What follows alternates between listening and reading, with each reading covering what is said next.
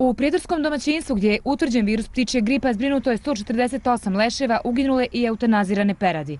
Živina je propisno upakovana u nepropusne vreće, zakopana na gradskoj deponiji, nakon čega je pod strogim nadzorom veterinarskog inspektora teren dezinfikovan. Svi objekti i predmeti koji su bili u neposrednom kontaktu sa oboljelim životinjama, kao i okolno zemljište kojima su se iste kretale, nakon uklanjanja životinja dezinfekovani i natopljeni sa odobrenim sredstvima za dezinfekciju, tako da možemo potvrditi da je u potpunosti izvršena sanacija žarišta bolesti.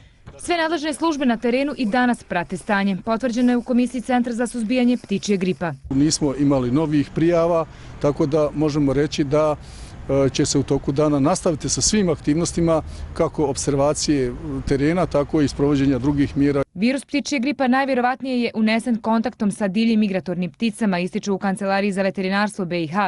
O kojem tipu virusa se radi? Konačnu riječ daće referentna laboratorija za ptičji grip iz Sarajeva, najkasnije do sutra. Mi se nadamo da je to soj H5N8 koji je dominantan u Evropi, dakle, i za koji nije zabilježen prelazak na ljudi. Institutu za javno zdravstvo Republike Srpske nije prijavljen ni jedan slučaj oboljevanja od ptičjeg gripa kod ljudi od kada se ova bolest pojavila u svijetu. Infektolozi kažu da od soja virusa H5N8 oboljevaju samo domaća perad i divlje ptice. Virus koji se prenosi na čovjeka, odnosno humani grip, prenosi se isključivo interhumano.